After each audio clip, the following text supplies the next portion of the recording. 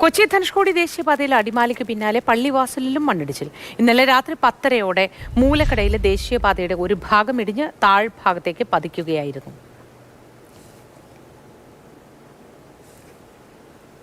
ജെയിനിസ് രാജു ചേരുന്നു വിവരങ്ങളുമായി. Jain, good morning. നാശനഷ്ടങ്ങൾ എന്തെങ്കിലും ഉണ്ടായോ? അപകടങ്ങൾ ആർക്കെങ്കിലും പറ്റിയോ? എപ്പോഴായിരുന്നു? വിശദ വിവരങ്ങൾ എന്തൊക്കെ ജെയിൻ? മോത്തി, ഇന്നലെ രാത്രി 10:30 ഈ മണ്ണിടിച്ചിൽ ഉണ്ടായിരിക്കുന്നത്. ഇത് ആളുകൾ താമസിക്കുന്ന ഒരു മേഖലയല്ല. അതായത് അടിമാലിലുണ്ടായ മണ്ണിടിച്ചിലിന് ശേഷം വാഹനങ്ങൾ കടത്തിവിടുന്നത് കല്ലാറുകുട്ടി വഴി ചെങ്കുളം വെള്ളത്തൂവൽ വഴിയാണ്. ആനച്ചാലിൽ വാഹനം കയറിയതിനു ശേഷമാണ് മൂന്നാറിലേക്ക് പോകുന്നത്. അങ്ങനെ വാഹനം തിരിച്ചു വിടുന്ന അതിന് മേൽവശത്താണ് ഈ അപകടമുണ്ടായത്.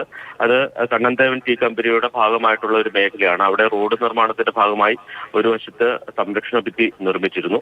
ആ സംരക്ഷണ ഭിത്തി അടക്കമാണ് താഴേക്ക് ഇടിഞ്ഞു പോയത് എന്നുള്ളതാണ്. അതിന്റെ താഴത്ത് തേയിലത്തോട്ടമാണ്. അതുകൊണ്ട് ജനവാസ മേഖലയെ സംബന്ധിച്ച് ആളുകൾക്ക് ഈ ഘട്ടത്തിൽ ആവശ്യപ്പെടേണ്ട ഒരു സാഹചര്യമില്ല. പക്ഷേ വാഹന ഗതാഗതം ഭാഗികമായി തടസ്സപ്പെട്ടിട്ടുണ്ട്. ഇനിയും ആ പ്രദേശത്ത് മഴ പെയ്താൽ കൂടുതൽ മണ്ണിടിച്ചിൽ ഉണ്ടാകാൻ സാധ്യതയുണ്ട്.